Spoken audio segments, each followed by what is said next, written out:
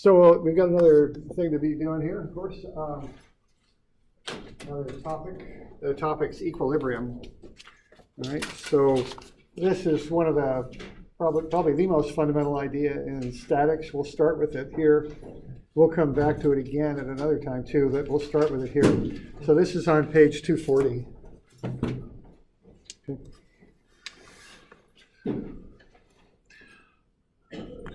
So when we build structures and things like that, generally speaking, we don't want them to accelerate. If we go back to a basic equation from physics, what this equation says is the sum of forces is equal to the mass times acceleration. Okay. Well, acceleration is a change in velocity. Usually we don't want our buildings and structures and things to accelerate, so that goes to 0. So what we can infer from that is not only a 0, but if sum of F is ma, the sum of forces is 0. And this is a condition called equilibrium, where the object does not accelerate. Normally it means the object isn't moving, but it could also mean it's moving at a constant rate and the velocity is not changing. The general condition, though, is the object's at rest. It's not moving. Okay. So if these objects shown are in equilibrium, we can use this to find out things about the forces applied to them.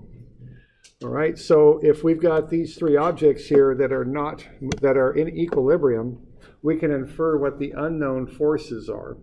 Okay. So that first force there, F1, it would be 40 pounds to the left. If I'm pushing on that ball 40 pounds to the right and it's equilibrium, there has to be a balancing force to the left of 40 pounds.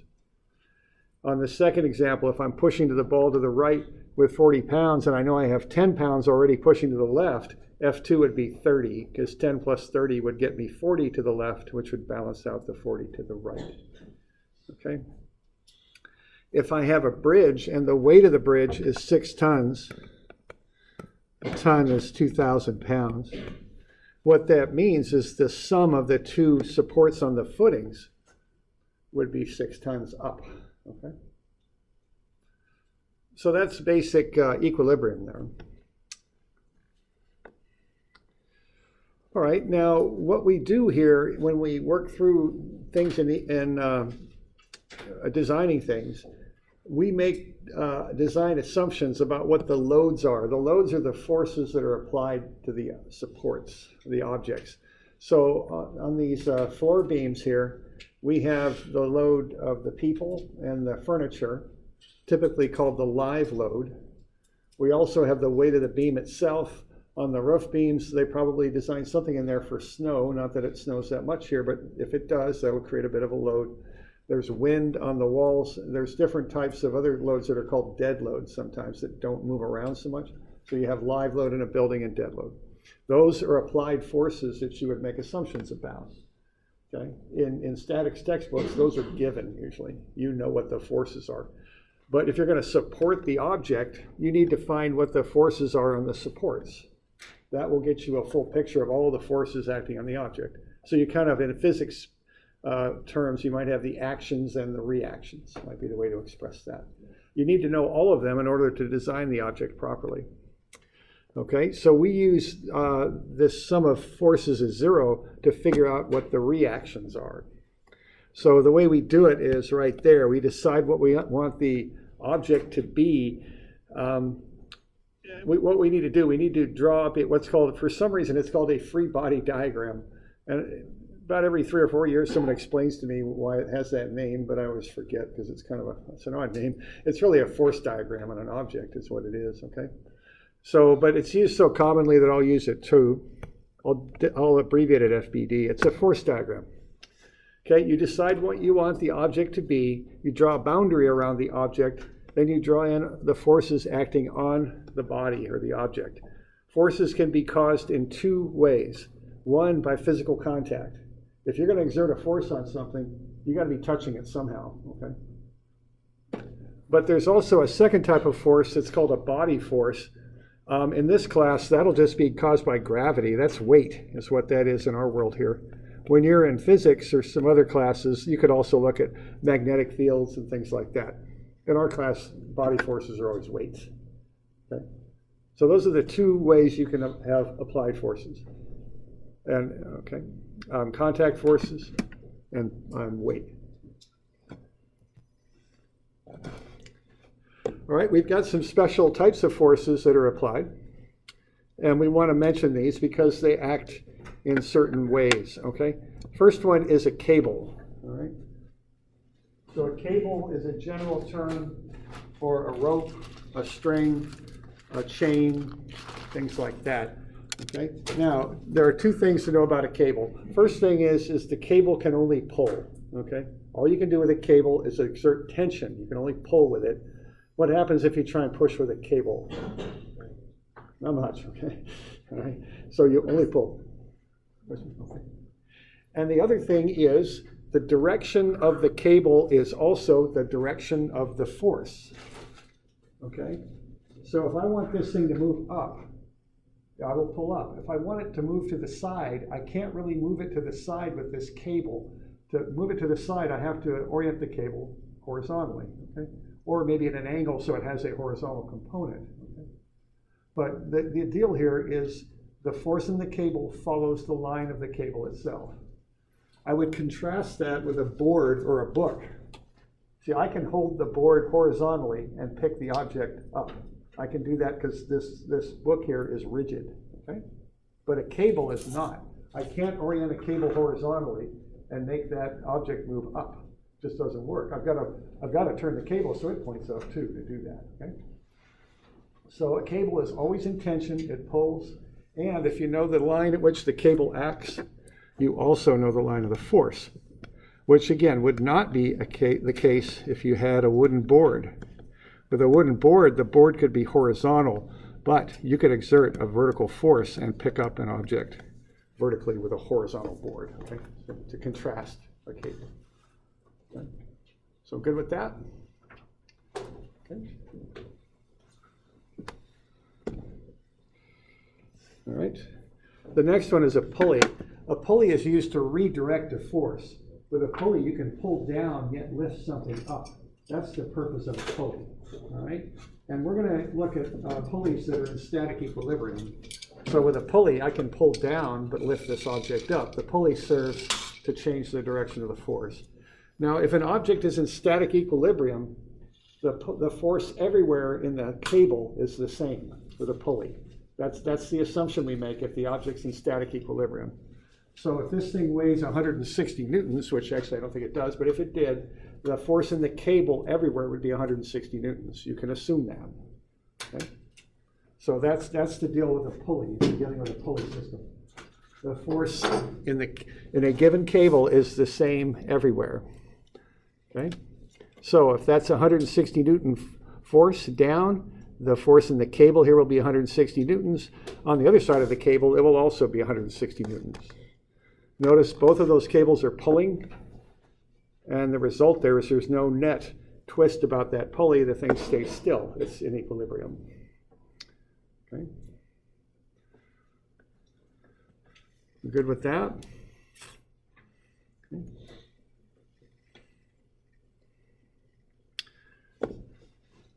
Last thing we'll deal with are springs. Springs exert forces when they are stretched or compressed. So when you deform a spring, it exerts a force. Or perhaps the other way around, when you exert a force on a spring, it deforms. You could look at it either way, I guess. Now we're going to deal with linear springs. So the harder you pull, of course, the more it expands. Okay? And in linear springs, there's a linear relationship. There's a spring constant called K. So the force exerted is that spring constant S times the displacement in the spring. Displacement is the stretch or compression in the spring. So if you have a force here, the amount of displacement in the spring, which would be that, it's not the full length, it's how much it displaces. You would have, that would equal, or the force would be K times whatever that displacement is. Okay? And that's a linear spring, which we'll be dealing with. There are nonlinear springs, okay?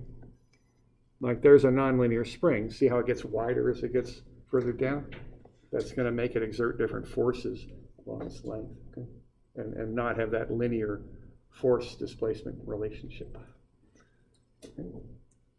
So we're doing all right with all that? Three special cases.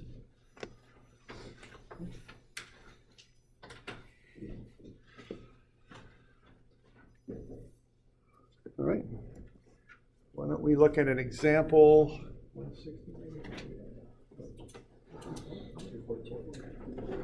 244. So this has a little bit of everything in it, you notice. So just figure we throw everything into this. So we got cables, we got 2 pulleys, we got a spring, we got a whole bunch of stuff going on, okay? That thing is in equilibrium. You're given that, okay? So that's an important statement. Ring A, so there's a metal ring there or something, is in equilibrium. It's held in equilibrium by the 2 masses and the spring. The mass of the ring is 4 kilograms. I give you the unstretched length of the spring constant, and the fact the pulleys are frictionless. Let's find the masses, okay? So we want to know what the masses of A, B, and C are that will hold that ring in equilibrium. Okay, we have the spring on there. We have the mass of the ring. Okay. Now, if I want to know what the forces are in the cables, what nice little free body diagram could I draw that would get me that information if I want to find the forces in the cables? What object or thing or part would I draw a free body diagram of to get the force in both cables? What do you think?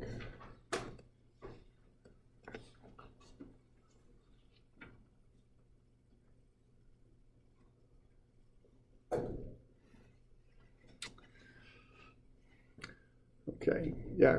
Would it be the weights, the B and C?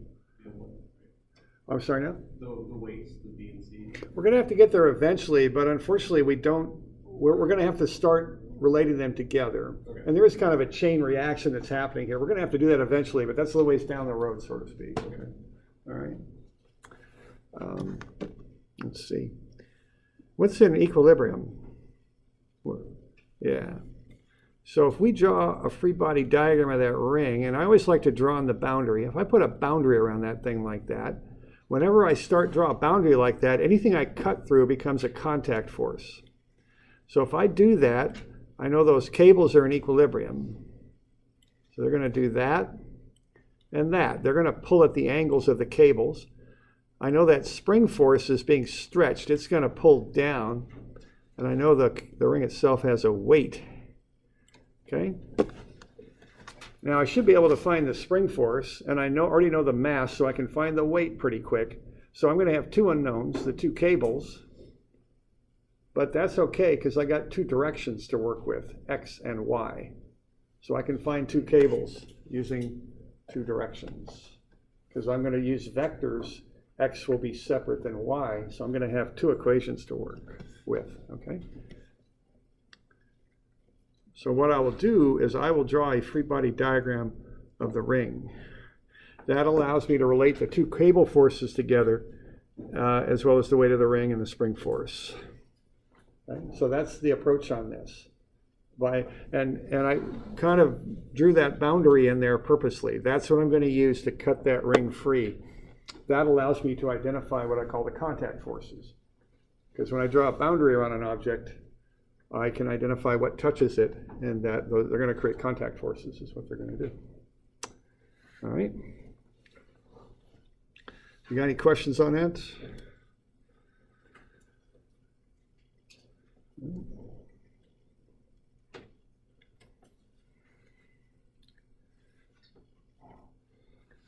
So why don't we do a little bit of preliminary information there. Find the weight of the ring A. It's got a mass of 4 kilograms. Find the displacement of the spring. The unstretched length of the spring is 0.8 meters. So if the spring's just laying on the table with no load on it, it's 0.8 meters long. But you'll notice it's now 1.42 meters long. What that means is the spring is stretched 0.62 meters.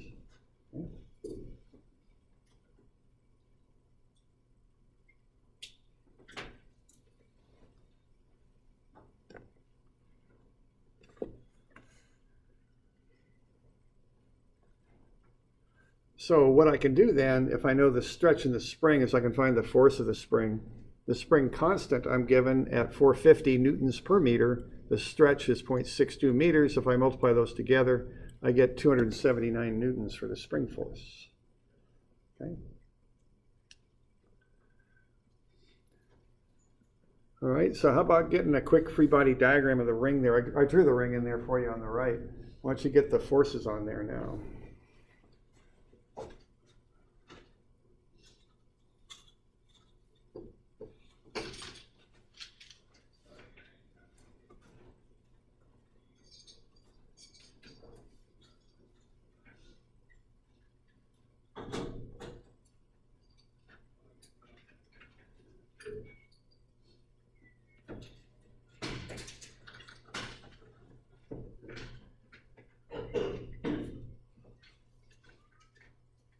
So just draw a ring, just put forces on there, arrows, put the magnitudes of the forces if you know them. If you don't, just give an unknown variable and do it that way, okay?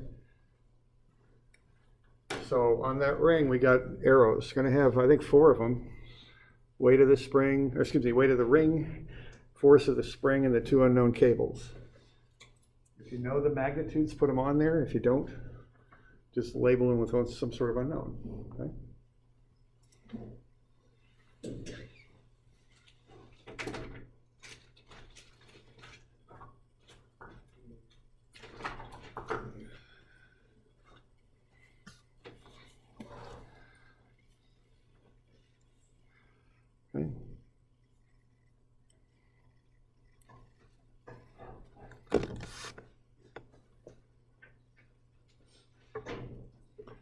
So what I'm drawing there is what's happening to the ring. What's happening to the ring is its weight acts down. That's 39.2 newtons.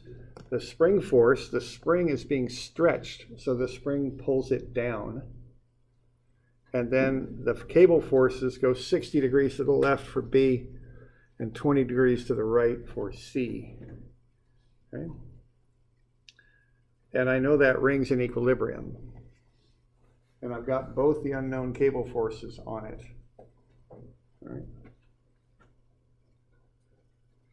So we good with that? We got any questions on that?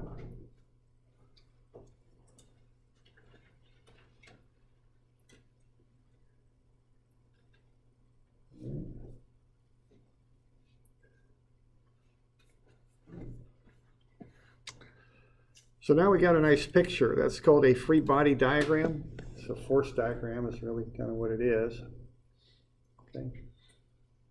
I think maybe that term free body diagram, you call objects bodies sometimes in physics and such. Free means you've kind of cut it free and you're using the forces to show its equilibrium condition. I think that's kind of where that name comes from. Okay. All right. So now we're going to go at this and figure out those cable forces. Okay, we got a diagram. So we good? Doing all right? Having fun? Okay. Okay. Now we got 2 cable forces, obviously. We can use the equation for force equilibrium twice because we got 2 directions and forces are vectors. So we can go with some of fx is 0 and some of fy is 0 and solve 2 equations with 2 unknowns. See, that's how we're going to approach this. We obviously have 2 unknowns, A, B, and C. And so we're going to have to use 2 equations to solve it. But it's fine because force is a vector. We got x and y directions, okay? So that's okay. All right. So are we good with that? Now we're going to have to do 2 equations and 2 unknowns, okay? Now, maybe you got a solver on your calculator, that's fine. Now on a test though, you have to use a non-programmable calculator. That's kind of an OSU kind of thing that I hold to here too. So, we might have to work through 2 equations and 2 unknowns. It's not, we could work through that pretty readily. On your homework, you can use whatever problem-solving device you want. On a test, you are restricted. Be aware of that. One thing I'll mention on that, you should have a simple calculator to use for a test that is non-programmable. And one thing I want to mention is I'll bring some extras with me. However, you don't want to learn how to use a new calculator in the middle of a test. That's a bad idea, okay? So I would get yourself a cheap calculator, a scientific calculator, if you don't have one already, and get used to it. They all got a little bit different syntax. It's not like you can't learn it, but you don't want to be forced to figure out how to use a new calculator in the middle of a test. That's not good. So, okay, so get yourself one in preparation for the testing. Whatever one you want to use, it's fine if it's not programmable, and just use it a few times. Be sure you know where the buttons are and how they've got a little different syntax on them, okay? So I just want to mention that while I'm thinking about it. Okay. All right. Okay, now we're going to throw two equations at this. Now, I would suggest starting with sum of fx is 0. The reason I would do that is it's the simplest equation because it doesn't include the spring force or the weight. Okay? Using sum of fx is 0 will allow you to set up a nice simple proportional relationship between FB and FC. So the simpler of the two equations is sum of fx is 0 because it won't involve the weight of the ring and the spring force. So I would start with that, is what I would do. And that will allow me then to get a nice simple relationship that I can then substitute back into the sum of Fy equation and solve the thing out. Okay.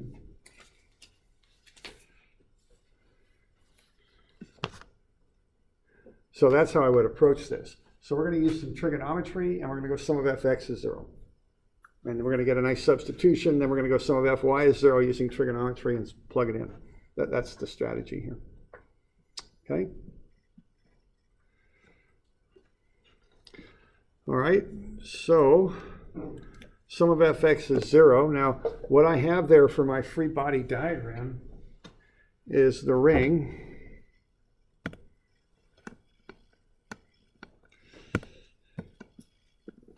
And then I've got, what is it 39.2 newtons? Is that right? And then 397, or do I even remember this right? I'm sorry, 279? Oh, okay. I got that a little mixed up, didn't I? Okay. And then we've got these two forces going off. C goes at 20 degrees. And then B goes at 60, I think. So there's our free body diagram. So what I'm going to do is just apply sum of fx to it. So I got minus, because it goes to the left, cosine 60 FB. So the negative there is on there because when I get the x component of that, okay, now the x component is adjacent to the angle, so that's why I'm using cosine. I'm using negative because it goes to the left. So that's negative cosine 60 FB plus cosine 20, which would be, again, the adjacent side to the angle for a right triangle. I'm building right triangles there is what I'm doing. And that will be FC. That one goes to the right, so I'll use a positive there. And I can go ahead then and work through that. You know, just run the numbers. And I will get, it's like I dropped a negative there. I'll get 0.5 FB, that's actually negative there, plus 0.94 FC. When that goes to the other side of the equation there, it becomes positive 0.5 FB. It's 0.94 FC, and I can solve for FB. It's 1.88 FC. Okay. So that gets me a nice substitution I can use. And then what I'll do next is go sum of Fy and set that equal to 0. And finish this thing up. Okay. So what I'm doing, this is why we went through the vector stuff, because you use the 2D vectors to solve these problems. You use some trigonometry and break everything up into x and y components. Okay. So why don't you, we good with this? You got any questions? Why don't you all write up a sum of Fy equation, okay, for this thing. Got a couple homeworks here too. Is James here?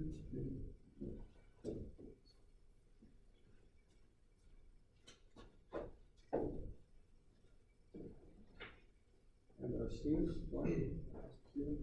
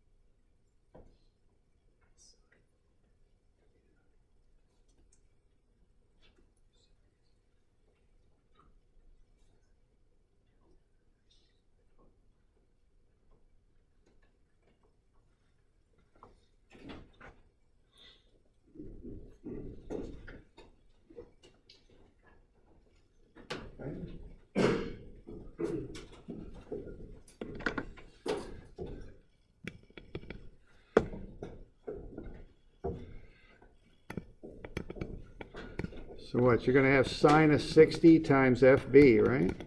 Because that's pulling up the opposite component to the hypotenuse.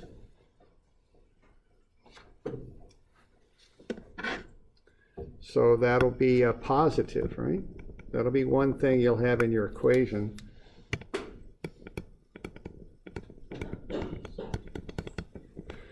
What you're doing, you're finding this component right here, which is opposite the 60-degree angle. So use sine for that. Here's one of them. Everybody doing all right? Anybody got any questions? Now you want to get that equation set up first, and then you just substitute in, you know. Like I say, if you want to use a solver on your homework, it's fine with me. Whatever you want to do is fine. I mean, honestly, when you're working, you use whatever tool you can get to help you figure stuff out, right? But on a test, you know, you have to do this manually, unfortunately. All right, so sum of Fy is 0, sine 60 FB plus sine 20 FC minus the weight minus the spring force. Okay, and then I just worked through the algebra there. What I ended up at was 318.2 newtons is 0.866 FB plus 0.342 FC. That's how I worked through the algebra there. All right, and now what I've got is, see, I've got that nice little substitution I can do now. This is why I did sum of Fx first, because that gets me to there. That's a nice, clean, simple substitution. I know what FB is now, so I can just take that and plug it in right there. See, that's my plan here to solve this out. Nice little substitution.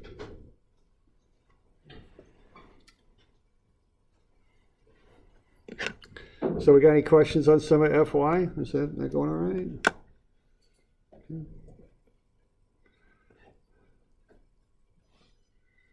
Okay.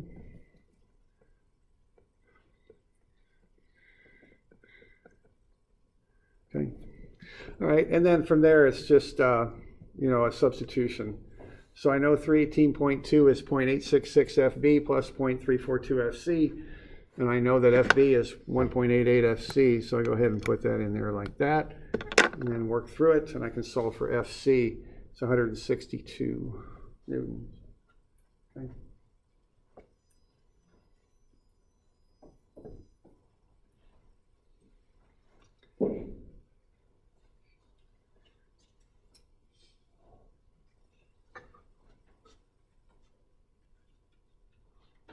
And this is what I call point equilibrium. It's the equilibrium of an object, a point object. We talked about that at the first day of class, I think, point masses and objects and stuff like that.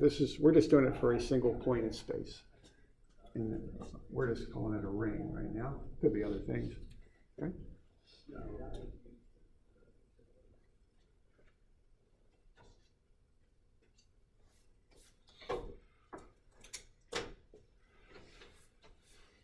So we doing all right with that? We got any questions? Where did the 1.97 This one right here, I think I'm just adding those two. I might be rounding a bit, but I'm just adding the two of both. I'm just doing it step by step, you know, real systematically there.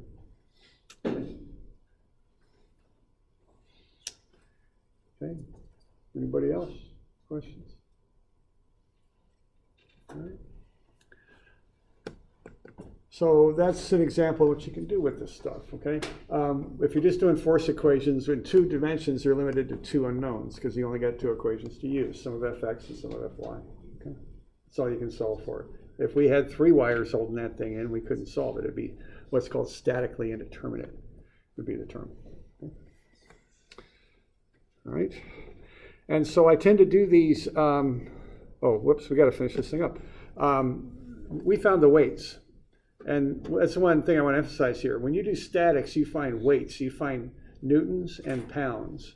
If you want masses now, I gotta take the weight and divide gravity out, okay? So when you do statics, you're finding pounds and newtons. You don't do statics with masses. It doesn't work because masses don't have a direction. You can't make vectors out of them. So I found the weight in newtons. Then what I've got is weight is mg. What that means is the mass is the weight divided by g, and what g is 9.81 meters per second squared, and I'm pretty sure that's on your formula sheet there somewhere if you ever need it. Okay. Yeah, it is over there, lower right. Okay. So that's the last step. I know what the forces are in the cables. I know that's the weight being held up by the cable, but I need to figure out the mass. Equivalent mass.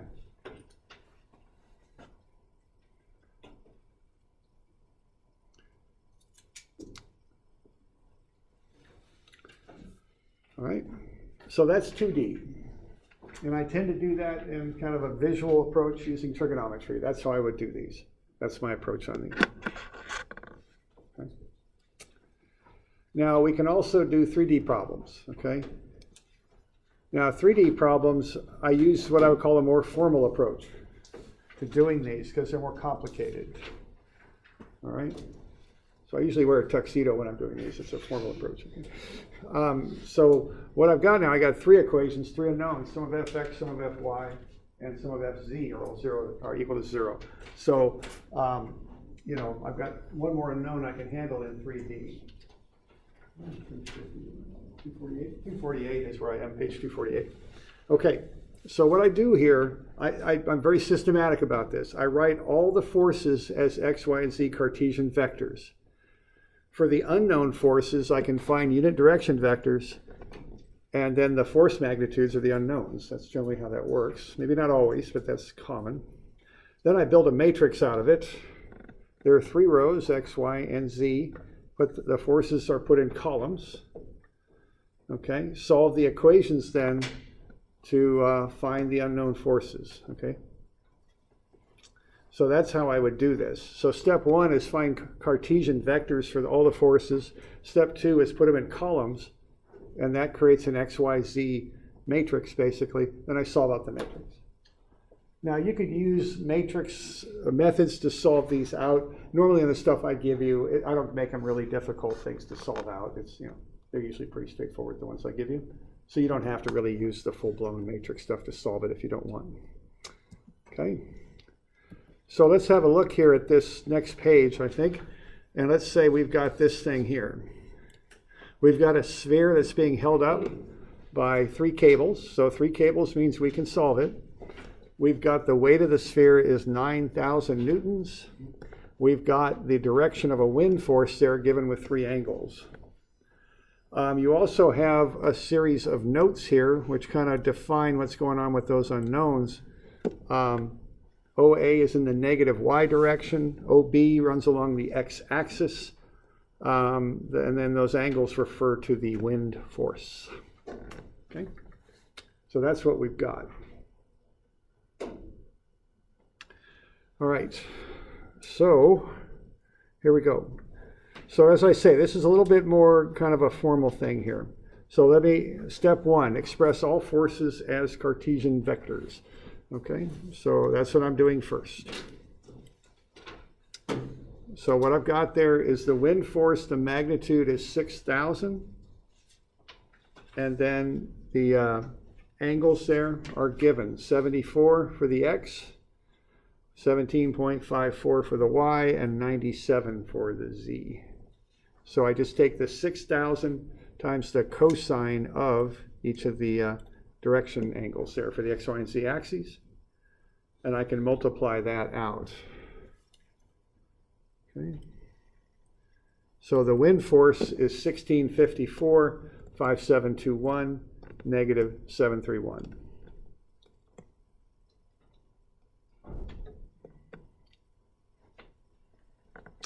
Okay, the weight is straight down. It's 9,000 K. It's negative. It has no X and Y component because weight, of course, acts straight down. So that's all K. You're given the information about A and B, so you know kind of the deal with that. So FA is 0 minus FA because it goes in the negative negative Y direction there. And then 0. So FA is 0, negative FA 0. FB is FB in the X, 0, 0. Okay.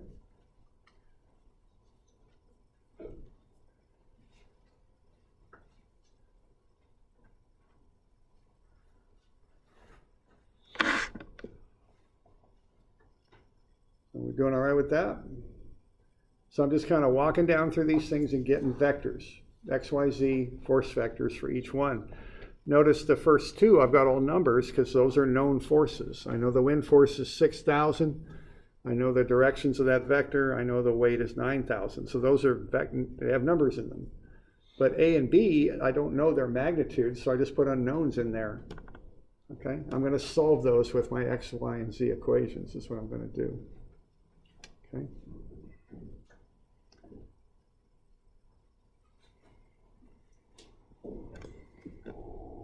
Doing all right with that? Okay.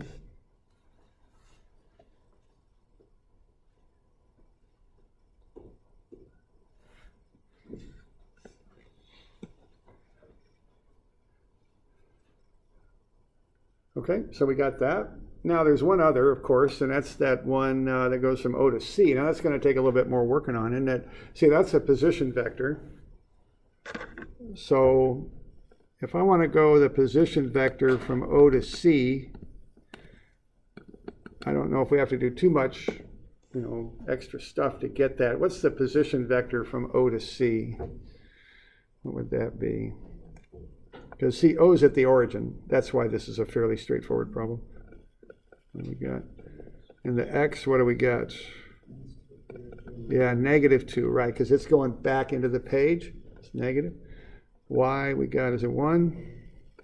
Z6, okay. Now that's the position vector from O to C, okay. But we got to get a unit vector for that. So you want unit vectors when you work with this stuff. So we're going to have to do a little bit more with that, but that's the start point to get the vector that goes from O to C. All right, so there ROC is -216. Okay, the length of that line is the square root of sum of the squares. So I square the three numbers, add them up, and take a square root. I get 6.4. Then I divide through by that, and I'll get the unit vector. So this is something that, you've done before, right? Position vector, magnitude, unit vector. That's something, we're seeing this a lot, aren't we? We use it a lot in 3D. Okay. And now the next step is to take the unit vector and to multiply by the magnitude. With this one, I don't know what the magnitude is yet. See, up till now, we've been multiplying through by some number, 6,000 newtons or something like that, but I don't know what the magnitude is, so I put it in as an unknown. It's FOC. Okay? So that FOC just factors through each term of the unit vector. That's what it does.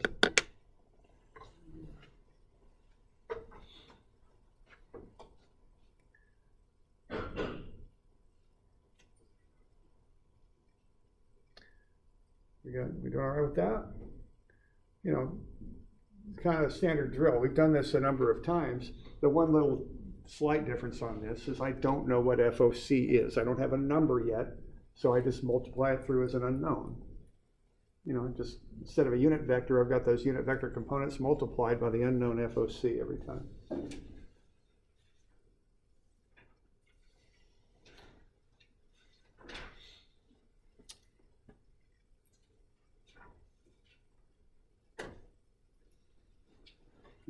So any questions on that bit?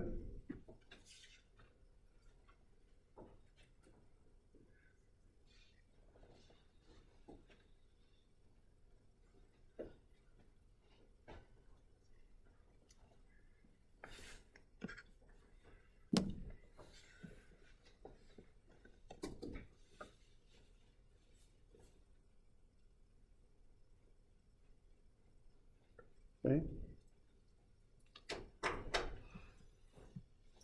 Okay, now the next step is to build a matrix. The one thing on this is the forces are columns. So I just list all the forces as columns. The rows are X, Y, and Z. Okay. So FA, I've got X, Y, and Z as the rows, FA, FB, FOC, which are the unknowns, and then FOend and FWeight. Those are my 5 columns. I put the forces in columns. And what those are, see, they're X, Y, and Z equations is what they are. They're equilibrium equations. So there's implied plus signs between all the numbers, and the sum is 0.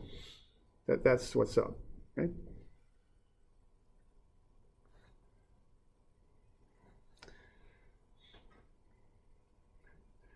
Now, on the stuff I give you, I'm never going to give you a matrix that you have to do any sort of formal solution on. You can always just look at them and figure them out on the ones I'll give you. So on this one, what I'm going to do, I'm going to look for a line that has only one unknown in it when it comes time to solve it.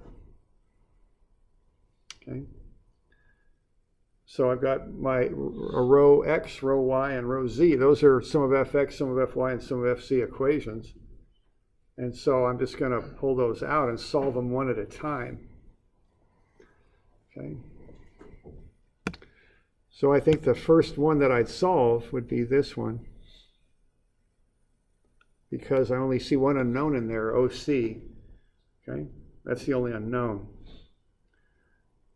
So I'll turn that into an equation. Sum of FC is 0 is 0.937 FOC minus 731 minus 9,000.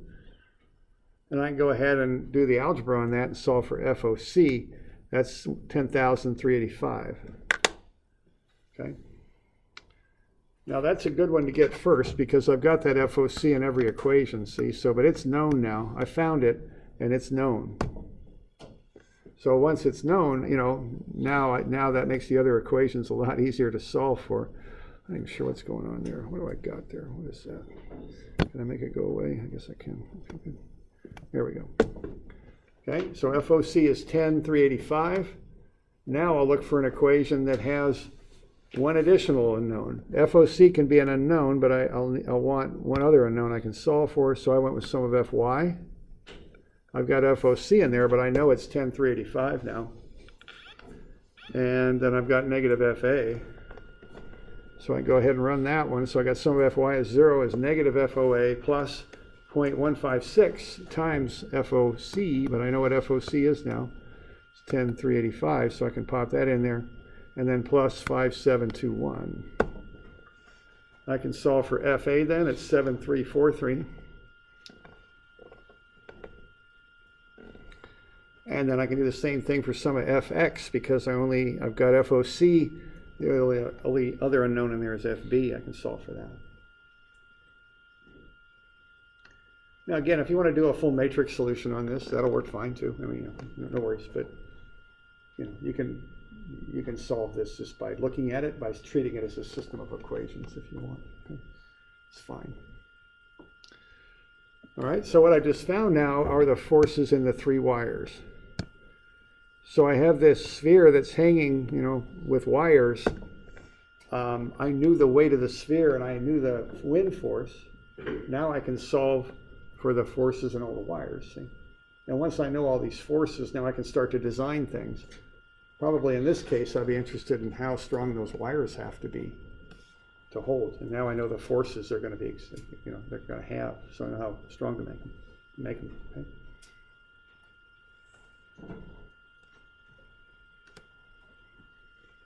So we're doing all right with that? Questions? Okay. All right. Right now, because there's one more thing I want to do. I want to make vector term expressions for each of the unknowns. If that's the case, I just take these numbers and multiply them back through the vectors is all I do. That way I can get numerical vectors, Cartesian XYZ force vectors if I want. I may or may not need to do that. If I'm just designing those wires, I probably don't need to do it because I know the forces in the wires. I just make sure those wires are strong enough to hold those forces. Now, there might be a case where I might want a Cartesian vector for the wire forces. And if so, I just multiply these numbers back through. That is all that I would have to do. All right. So FA is just 0, negative 73430. FB, of course, is 158900. FOC has a little bit more to it. I've got to take my 10385 that I just solved for, multiply it through the unit vector for OC, and then I get the force vector for OC if I want that, if I need it. Okay. That's how I would do that.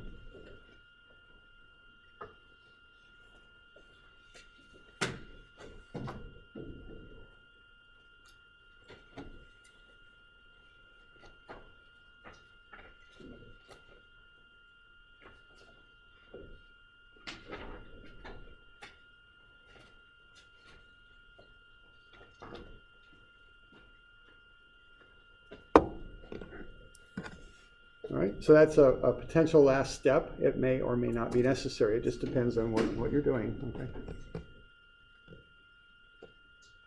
You got any questions on that? You got any busted numbers or anything we're doing on it? Okay. All right. Okay. Well, let's see. How about 171 and 173? And those will be due. When did I say? Did I say Tuesday or Wednesday? I can't. It was Wednesday, wasn't it? I think Wednesday is what I remember. Is that? I'm pretty sure. Okay. Wednesday, which is 9 plus 7, the 16th, I think. Okay. Now there's some others that are due also, right? There's two projection problems. 150. 160, 162 and 3? Okay, yeah. So, all right. So we'll cover these Tuesday. Now I might give you one more in addition. We'll see. Okay. But that's so far that's what's due Wednesday. Okay. All right. Good to go? Questions? All right.